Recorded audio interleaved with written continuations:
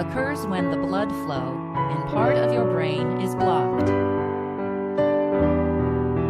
After just a few minutes, the starved brain cells begin to die.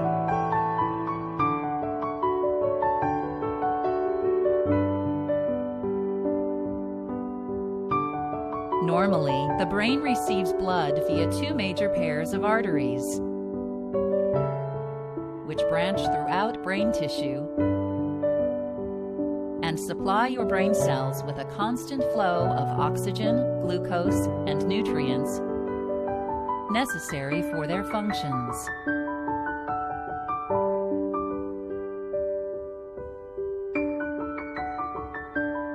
In one type of stroke, ischemic stroke, an artery in your brain narrows or becomes completely blocked, preventing normal blood flow. The blockage may be caused by a blood clot, also called a thrombus, which forms in an unhealthy artery of the brain.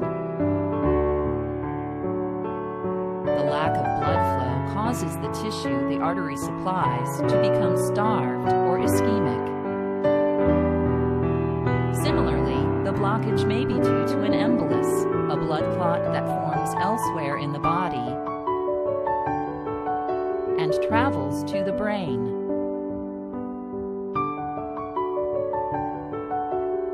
The embolus lodges in a narrowed artery and obstructs blood flow.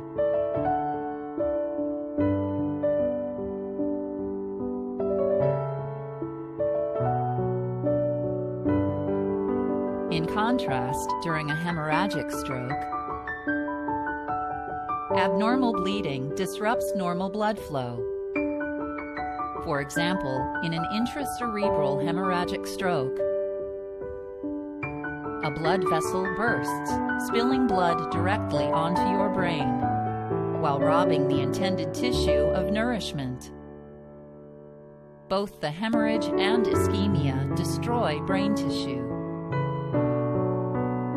A subarachnoid hemorrhagic stroke occurs when a weak spot in a blood vessel wall, called an aneurysm, bursts and leaks blood into the tight space between your brain and your skull. The high-pressure bleeding results in serious damage to brain tissue.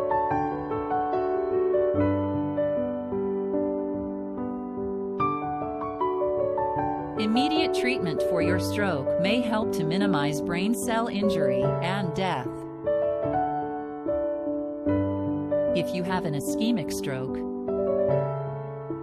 you may be given medication to break up the clot causing your stroke. Later, your doctor may recommend surgery, such as carotid endarterectomy, to reduce your risk of having another ischemic stroke. In the case of hemorrhagic stroke, emergency surgery may be necessary to repair damaged arteries or reduce the pressure of the blood on your brain. You may be given medication to help the brain's blood flow return to normal.